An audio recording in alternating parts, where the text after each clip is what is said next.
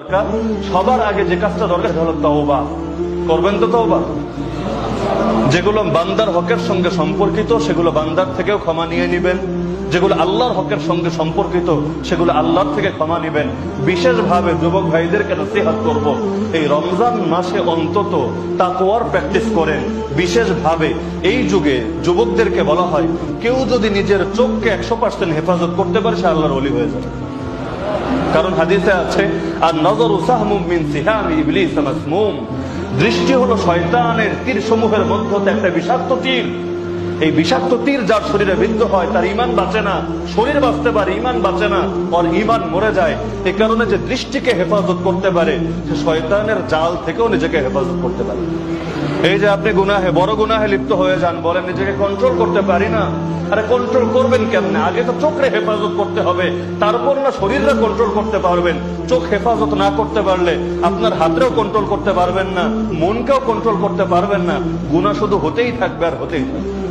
অনেকে আছে অফলাইনে চোখে কন্ট্রোল করে, মেয়েদের দিকে তাকায় না, অনেক সময় চক্ষু লজ্জার কারণে তাকায় না, তার এটা তাকানো সাহসী হয় না, এই কারণে তাকায় না। তার মনে চায় সে রিলেশন করবে, কিন্তু কাউরে গার্লফ্রেন্ড বানানোর সাহসে সে খুঁজে পায় না, সামনে দাঁড়ায় কথা বলার হিম্মত হয় না। তো যাই হোক, অফলাইনে সে হয়তো গুনাহ করে না, কিন্তু এই যুগে অনলাইনে সে গুনাহের দরজা খুলে দিচ্ছে।